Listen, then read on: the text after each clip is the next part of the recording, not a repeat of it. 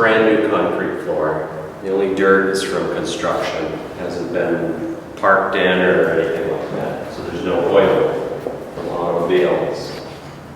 Here's what you need: Behr wet look sealer, acetone, a broom, a large painter's tray, 18-inch roller handle, and rollers, 50-foot garden hose, and nozzle, a watering can. First, sweep the floor. Super windy outside, so got the door closed.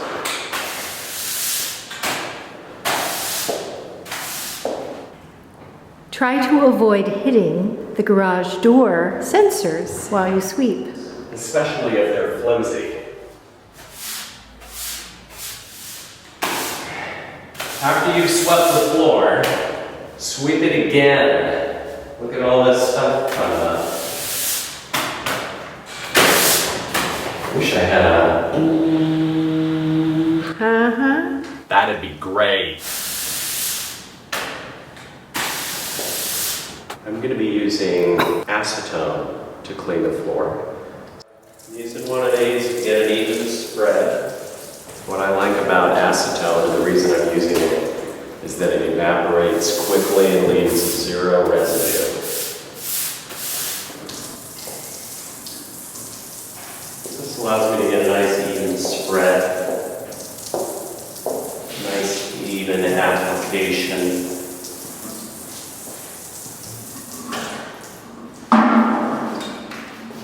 It dries quickly, so I want to do it in smaller segments. I don't want to cover the whole floor and then find out half of my acetone is evaporated. It's expensive stuff.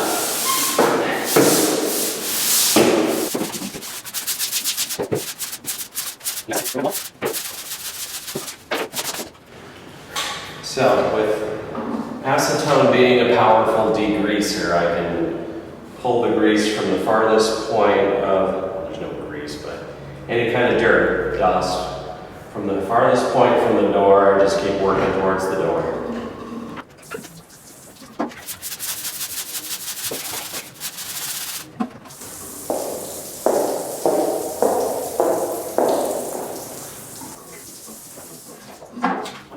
Did you hear the clippity-clop of my cameraman's high-heeled shoes?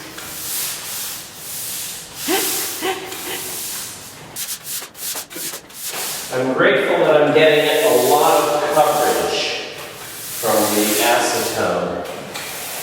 This was a gallon, and I'm already more than halfway done.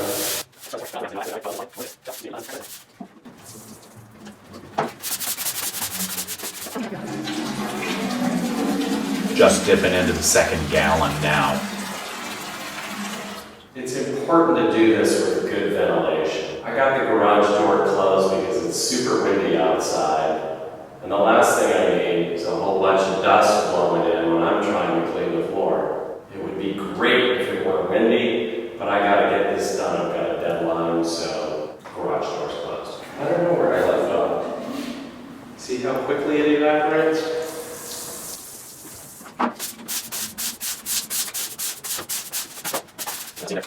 After your cleaner degreaser has dried or evaporated, in my case it was acetone and it evaporated before I could even set the broom down. After that you want to hose the garage floor down, or whatever your cement floor is.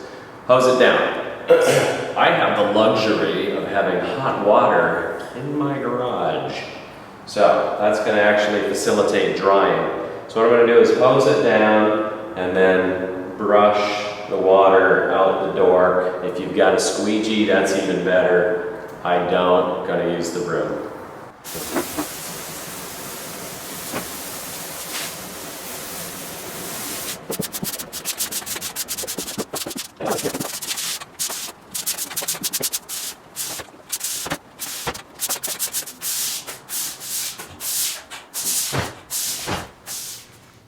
Thoroughly cleaned the floor last night, hosed it down, So today I'm gonna move on to the sealer. You know, after doing some homework on the internet, I discovered that everybody regarded the Eagle brand as being superior, something that can be gotten from Home Depot. What I discovered was it's pretty much a Home Depot online item, and I needed it right now, so I had to get what they had in store. And then what they have in store is the Behr Premium Concrete Brick and Tile Wet Look Sealer. It's pretty much equivalent to the Eagle sealer, but it was like 30 bucks more per container. So I got a 5-gallon bucket of that. You're gonna need application tools. I've got an 18-inch roller. The Behr canister tells you to use a 1/4-inch to 3/8 inch nap on your roller. So I've got an 18-inch roller with a 3/8 nap. The same watering can that I used to apply the acetone. That worked out real well. All right, let's get started. A couple of tips. You might want to cut in around the edges of your cement surface. I was able to avoid that because the way this floor was designed, it slopes to the backs and then drains out the sides. Another tip, avoid hitting drywall with your roller. That's another advantage of cutting in. Sometimes I would hit the side and debris would fall off the drywall, and now I've got debris on my sealed floor. Cutting in is good. Okay, the first coat's on good. It's nice and dry. Took about an hour and a half, 2 hours to dry. Gearing up for coat number 2. The wind died down from yesterday, but it was still a little bit breezy out, but there's still a lot of little pieces of debris that blew into the garage while the first coat was drying. Oh, this guy. Pick that up. Ooh, he's sealed. And that guy. Also, use a brand new roller. These are going to be spread out between 2 days. Even if you wash it really well, there's still a little bit of remnant sealer stuck in that roller brush. It's going to harden a little bit, and it's not going to roll well right in one spot. So get a brand new brush for the next day.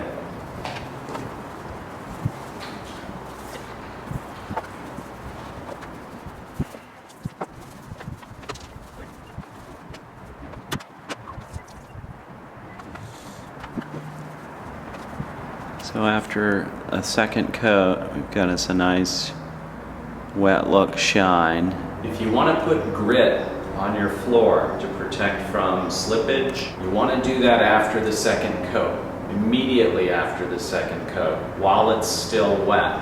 You want to broadcast with one of those little spreaders. The sand, if you're going to use sand, it's probably the easiest and cheapest way to go. You don't need a whole lot, just a little bit. As that second coat dries, it'll grip the sand, and there's your grip. Then you put a third coat on it, and you seal in the grip. So a 5-gallon jug is plenty for a typical 2-car garage. I've got probably half a jug left. I'm going to do a third coat, even though I didn't do grit.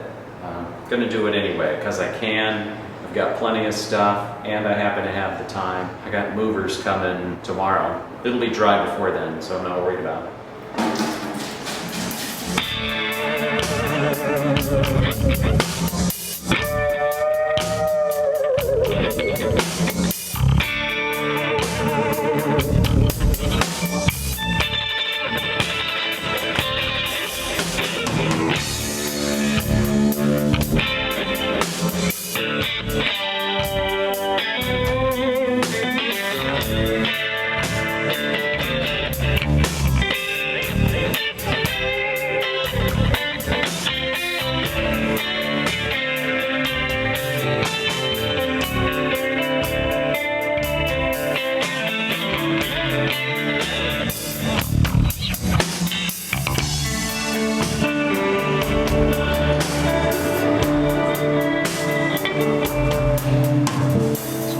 Dry.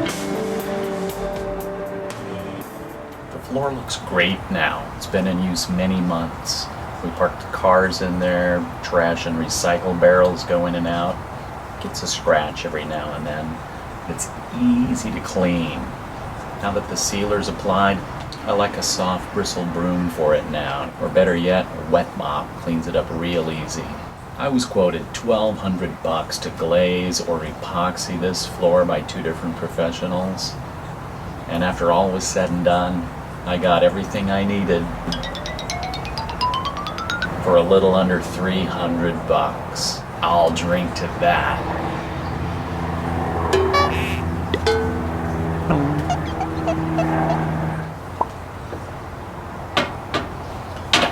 Make sure the beer's open next time, idiot. I'll drink to that.